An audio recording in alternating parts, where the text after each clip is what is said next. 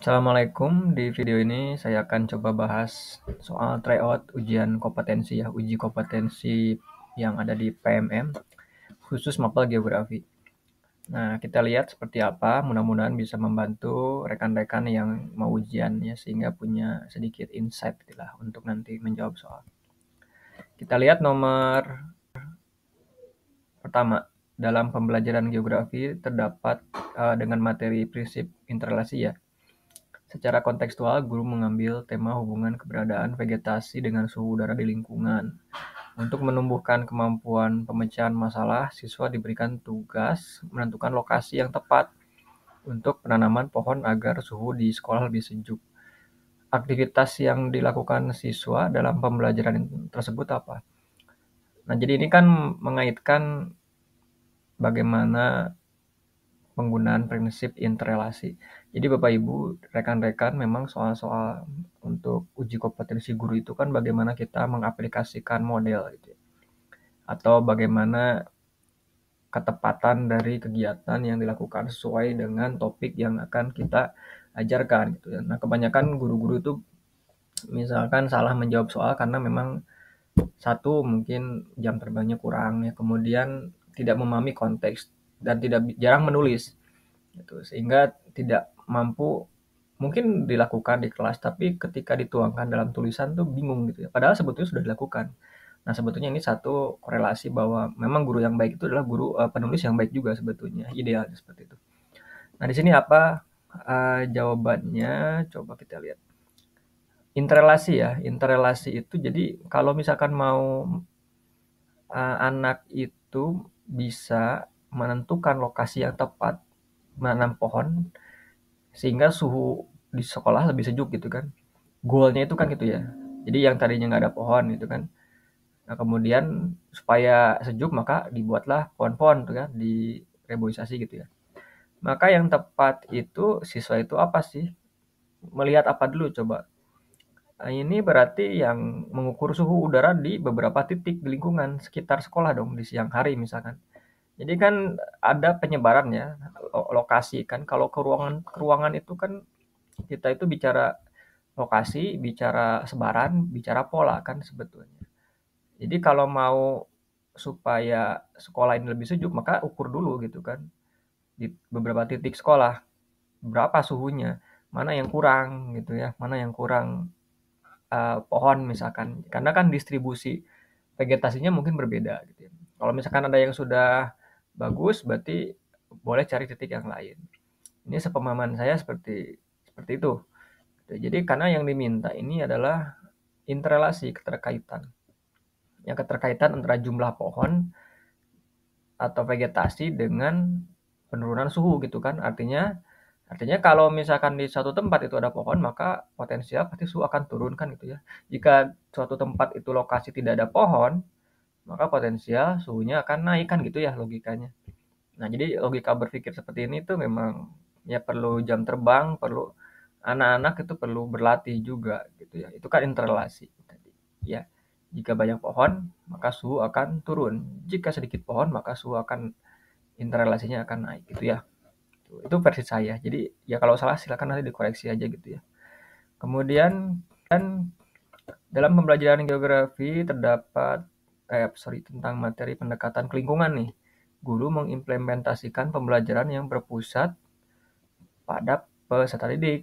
Dalam hal ini guru menerapkan pembelajaran yang aman dan nyaman, tetapi tetap dapat menumbuhkan kemampuan kreatif, berpikir kreatif peserta didik. Jika menggunakan sumber LKPD, lembar kerja peserta didik, maka aktivitas yang cocok dituangkan apa?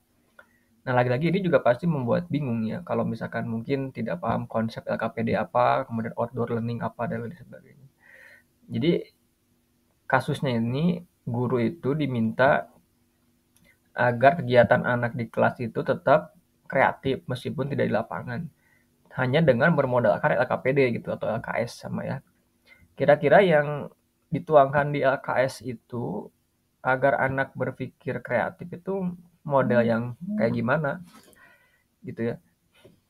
Kalau saya sih kalau misalkan kreatif ya. pendekatan ke lingkungan. Lingkungan itu kan interaksi manusia dengan alam gitu ya. Nah, jadi kalau saya berarti kita lihat aja kata kerjanya ya. Kata kerjanya itu yang lebih menekankan kepada berpikir kreatif mungkin mungkin yang analisis ya, menganalisis faktor penyebab kerusakannya apa ini. Ya, misalkan ada sebuah gambar di LKPD-nya, kemudian anak diminta analisis kenapa faktornya, apakah karena ada industri, apakah ada apa ya, ada fenomena gunung meletus atau apalah gitu ya. Jadi kalau misalkan berpikir kreatif, kritikal itu kata kerjanya mungkin analisis, gitu ya. Siswa diminta menganalisis gitu. Ya karena dimintanya berpikir kreatif gitu. Ya, jadi versi saya seperti itu. Jadi Bapak Ibu coba pahami tentang logika penalaran dari C1, C2, C3, C4, C5 gitu ya. Kata kerjanya apa? Kata kerja itunya instruksionalnya ya Pak. Itu ya indikatornya gitu kan. Kan ada mengidentifikasi, ada menjelaskan, ya menganalisis, mengevaluasi dan lain sebagainya. Jadi kalau lebih ke kreativitas anak kita maka cari yang hot gitu ya. Versi saya seperti itu. Kemudian dalam pembelajaran geografi dengan materi pendekatan ruangan, guru bertujuan meningkatkan kemampuan berpikir kritis siswa. Jika dalam pelaksanaan pembelajaran tersebut, siswa secara berkelompok diberi tugas mengumpulkan data jenis penggunaan lahan, di suatu wilayah, dan selanjutnya memetakan. Maka komponen penilaian sesuai apa? Anak itu jadi diminta mengumpulkan data penggunaan lahan, misalkan di map gitu ya. Kemudian dipetakan sebarannya. Maka indikator penilaiannya apa? Berarti indikatornya coba lihat ya. Ini berarti anak itu kan mencari data penggunaan lahan, kemudian dipetakan gitu ya. Apa indikatornya? Ya kesesuaian lahannya, ketepatan penggunaan lahan dalam peta gitu kan. Jangan sampai misalkan wilayah yang sebelah mana gitu ya, harusnya itu lahan industri kok jadi lahannya sawah, kan nggak sesuai gitu ya. Jadi ketepatan penggunaan lahan pada peta ini kan. Karena dimintanya anak mencari data, cari data tata guna lahan kemudian dipetakan, ya harus sesuai gitu kan. Masa wilayah A yang harusnya tadi apa kenampakannya apa gitu ya, pemukiman atau apa kok jadi beda kan gitu ya maksudnya. Oke. Dalam pembelajaran geografi, materi dinamika atmosferik, guru menerapkan pembelajaran menumbuhkan kemampuan berpikir kritis. Jika dalam pembelajaran tersebut guru memilih El Nino, maka kegiatan siswa yang paling menumbuhkan kemampuan berpikir kritis. Nah ini rumit juga nih, rumit ya. Ya ini kan El Nino itu kan anomali menghangatnya ini ya perairan Samudra Pasifik bagian tengah timur. Anomali di Pasifik gitu kan berdampak ke Indonesia kan. El Nino kan menyebabkan kekeringan kan di sini ya di wilayah barat Pasifik gitu kan. Nah, terus apa yang berkaitan dengan kritis? Berpikir kritis. Udah tahu kita itu El Nino itu anomali cuaca ya atmosfer. Itu kan periodik 5 sampai 7 tahunan sekali. Dampaknya kekeringan di kita. Nah, anak supaya berpikir kritis apa? Ya. Ya, jadi berarti kan ini fenomena yang memang sudah pasti ada kan polanya ya, polanya sudah ada. Nah, anak itu pasti udah tahu gitu kan, ini apa, El Nino itu apa, penyebabnya apa, di mana, dampaknya apa. Nah, level berpikir kritisnya lagi apa ini? Kalau saya sih lebih kepada menemukan cara untuk menanggulangi kekeringan ini ya. Nah, ini ya, menemukan caranya. Udah pasti kan ini El Nino itu kan berdampak pada curah hujannya kan rendah gitu ya, pasti minim gitu kan di Indonesia. Dan pasti akan berdampak kekeringan ya, potensial. Maka langkah-langkah untuk menemukan cara menanggulanginya apa ini? Mitigasinya. Nah, ini berpikir kritis itu. Nah, gimana caranya supaya masyarakat itu bisa survive ketika kekeringan? Nah, itu kan. Nah, ini lebih berpikir kritis. Mungkin wilayah Gunung Kidul beda dengan yang wilayah lain di Flores ya apa gitu. Caranya gimana? Kan tekniknya apa? Apa mitigasi strukturalnya gimana? Mitigasi non strukturalnya gimana? Contohnya gitu. Jadi yang saya lebih ke yang ini, yang C, yang ABC, oke.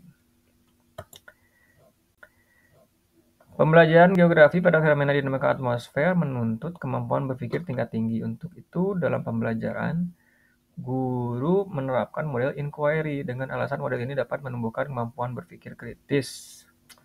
Yang dilatih dengan apa nih? Inquiry itu kan menemukan ya. Jadi anak itu mencari sesuatu. Ya, anak itu diminta mencari sesuatu. Maka jawabannya ini mungkin yang D ya. Mencari masalah di internet nih, yang E sorry. Ya, jadi mencari sesuatu. Anak itu inquiry itu mencari sendiri ya, permasalahan mencari sendiri gitu. Ya. Jadi kata kunci dari inquiry itu mencari. Oke. Kemudian next, dalam pembelajaran geografi materi perubahan fisik muka bumi, tenaga eksogennya. Guru itu ingin siswa mampu menguasai materi ajar dengan caranya sendiri dengan memanfaatkan teknologi informasi. Nah, ini guru itu diminta merumuskan tujuan dan indikator pembelajaran katanya. Kalimat indikatornya apa yang sesuai nih? Nah, ini kan sebetulnya mungkin di sini ya di paragraf pertama nih. Caranya sendiri dengan memanfaatkan teknologi informasi. Jadi siswa itu maka harus bisa memanfaatkan media pembelajaran tanah longsor berbasis IT kayak gitu aja agar dia itu paham bagaimana proses mekanika terjadinya tanah longsor. Ya, gitu. Apa media pembelajaran tanah longsor berbasis IT? Ya bisa video mungkin ya, bisa animasi, bisa ada infografis apa gitu ya yang bisa dilihat atau misalkan citra inderaja atau apa gitu. Jadi dengan memanfaatkan tadi IT tadi ini berbagai media tadi digunakan untuk membuat anak paham. Jadi memanfaatkan media pembelajaran tanah longsor berbasis IT gitu, anak itu harus bisa memanfaatkan gitu ya. Next, untuk belajarkan materi dinamika hidrosfer tentang pencemaran air sungai, guru menerapkan pembelajaran kontekstual dengan outdoor study katanya. Agar peserta didik memahami pencemaran maka harus apa? Nah, ini kata kerjanya rumit juga nih. Kadang-kadang semuanya mirip sama juga gitu, tapi mana yang betul ya? Nah, saya pun belum tentu benar gitu kan. Supaya anak itu paham tentang pencemaran, maka dia itu diarahkan untuk outdoor, misalkan langsung terjun ke sungai itu ya. Nah, apa yang dilakukan di sungai kan gitu ya, supaya mereka paham tentang konteks pencemaran tadi, gitu ya. Nah, kalau misalkan yang diminta itu adalah pencemaran, maka anak itu mengkaji pencemaran sungai kan gitu ya. Mungkin ya, pencemaran kalau mengkaji itu kan harus tahu dari mulai sumber pencemaran dari mana, itu kan yang masuk ke sungai itu bahan-bahannya zatnya apa, itu kan yang menyebabkan tercemar itu apa gitu ya. Jadi mungkin yang A itu ya, kalau mengkaji kan lebih dari sekedar mengetahui ya, dia itu mencari alurnya ya, dari mana sumbernya itu pencemaran, hulu hilir, kemudian apa, limbah domestik kah, limbah industri kah, apa gitu ya. Jadi saya lebih ke yang A gitu. Kemudian dalam pembelajaran geografi dengan pokok bahasan sumber daya alam, guru mengharapkan siswa memiliki motivasi belajar tinggi.